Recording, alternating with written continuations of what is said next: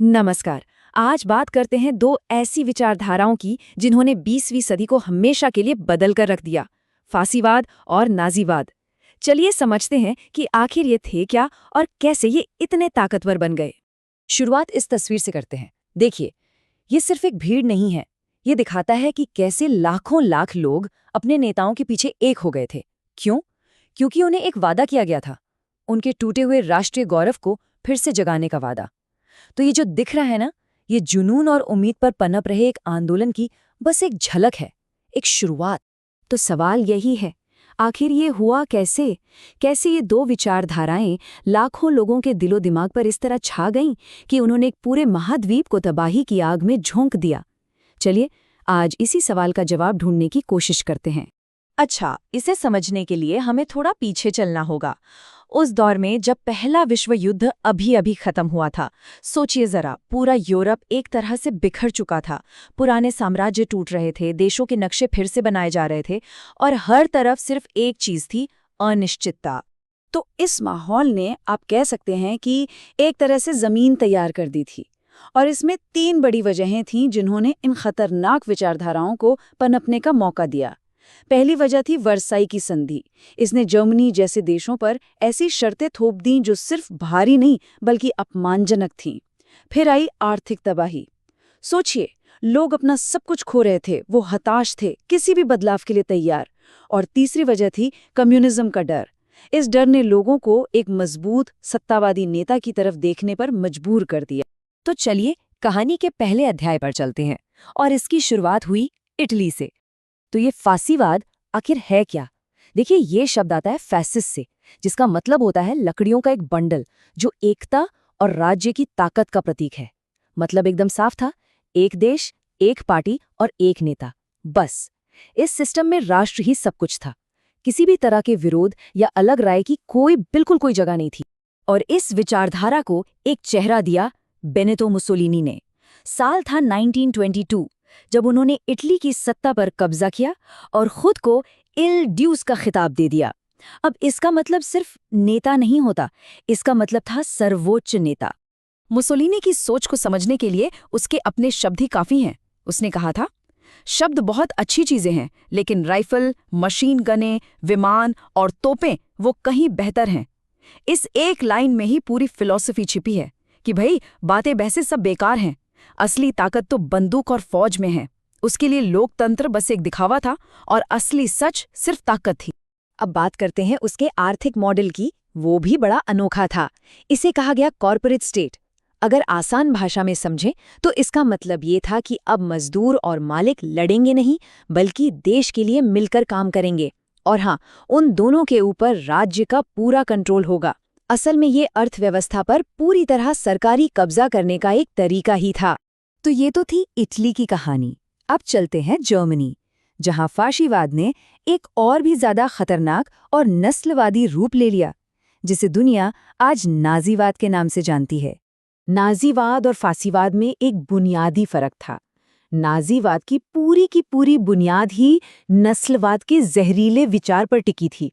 उनका मानना था कि जर्मन लोग, मतलब आर्य, एक मास्टर रेस हैं, यानी दुनिया की सबसे अच्छी नस्ल, और बाकी सभी नस्लें, खासकर यहूदी, उनसे बहुत नीचे, बहुत हीन हैं। और इस सोच को आगे बढ़ाने वाला था एडोल्फ हिटलर। वो 1933 में जर्मनी का चांसलर तो बन गया, लेकिन सिर्फ 1 साल के अंदर उसने सारी ताकत अपने हाथों में ले ली और बन गया फ्यूरर, एक ऐसा तानाशाह जिसके पास बस असीमित अधिकार थे। तो नाजियों की सोच मोटे तौर पर 4 बातों पर टिकी थी। पहली, कि जर्मन नस्ल ही दुनिया में सबसे ऊपर है। दूसरी, कि उनका नेता यानी फ्यूरर कभी गलत हो ही नहीं सकता। तीसरी, देश की हर एक मुश्किल का जिम्मेदार यहूदियों को ठहराओ और उनसे नफरत करो। और चौथी, अपने साम्राज्य को फैलाना ही उनका असली हक है। तो अब सवाल ये उठता है कि फासीवाद और नाजीवाद में कितनी समानताएं थीं और कितना फर्क था। चलिए, एक एक करके देखते हैं। पहले बात करते हैं समानताओं की। इन दोनों में समानताएं बहुत थीं। दोनों ही लोकतंत्र को एकदम बेकार और कमजोर मानते थे। दोनों का विश्वास सिर्फ एक पार्टी के राज में था। दोनों में राष्ट्रवाद कूट कूट कर भरा था, और हाँ, अपने दुश्मनों को ख़त्म करने के लिए हिंसा और आतंक का इस्तेमाल करने से ये ज़रा भी नहीं हिचकिचाते थे। लेकिन इतनी समानताओं के बाद भी एक ऐसा बुनियादी फ़र्क था जो नाज़ीवाद को कहीं ज़्यादा खतरनाक बना देता है।